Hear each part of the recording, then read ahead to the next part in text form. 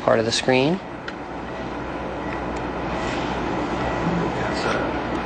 We're going to bypass about 6 feet of the small intestine. Do a connection between the stomach and the small bowel with sutures and staples.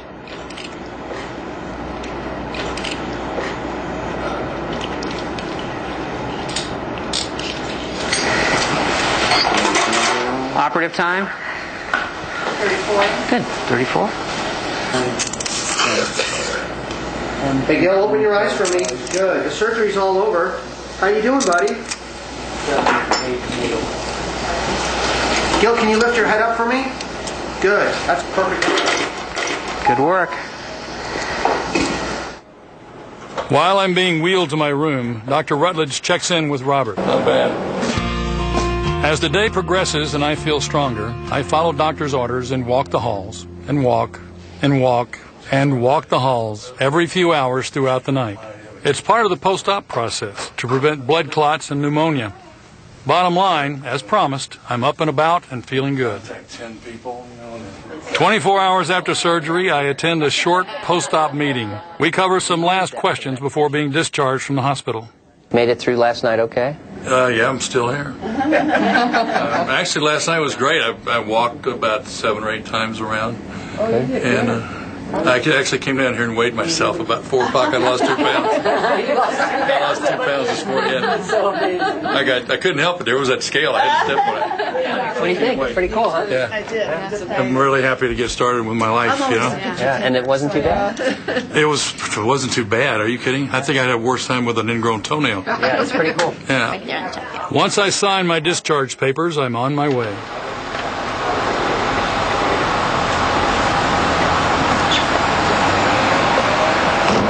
Okay.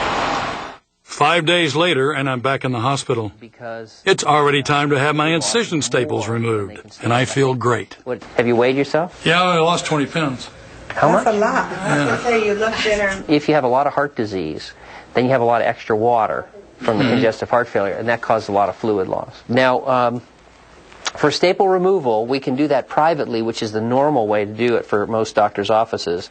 But a lot of people who are in a group just go ahead and say that we can take out their staples in a group. And Fine with us. Before the surgery, you would have never thought to show your stomach or talk about your weight. That was like taboo. You're going to see a lot of bruising, but it wasn't the surgery. is that Lobanox working? Yeah. Why so many bruises? He was getting a blood thinner. All right. Everybody, round of applause for yourselves. With this last step completed, I'm headed. Where is that quack? Is there a doctor in here anywhere? Oh, hey! Wow! How you doing? Oh, my You look great. Wow. I feel great. That's terrific. Rutledge, how you It doing? hasn't even been that long since I was approved for surgery. But this time, when I sit down with Dr. Rutledge, I'm 80 pounds lighter. We talk about a key factor in my weight loss. The interesting thing is that I don't get hungry. I have to remind myself to eat. Many people choose not to have surgery.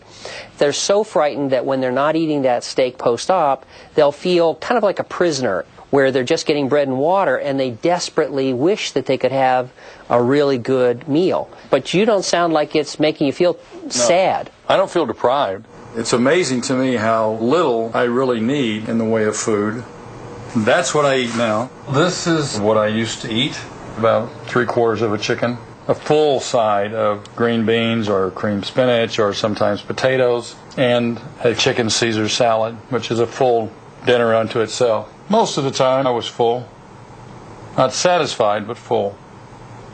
The interesting thing we think behind that is there's a hormone that makes you hungry. That's the ghrelin we talked about. Ghrelin is a new peptide hormone, like insulin, that is a string of amino acids that causes hunger. When we cut the stomach, measured ghrelin levels go down, and so you eat less, yet you are satisfied, yes? Absolutely. Blaming the obese person for their obesity, I don't think is reasonable or appropriate. These people are not bad people. They're not weak people. They have a hormone that makes them hungry that's out of balance. I'm now 145 pounds lighter, and I feel better every day. But just to make sure I'm really healthy, I meet with Dr. Richard Lander, my regular physician, to review where I am health-wise. I thought it would be a good idea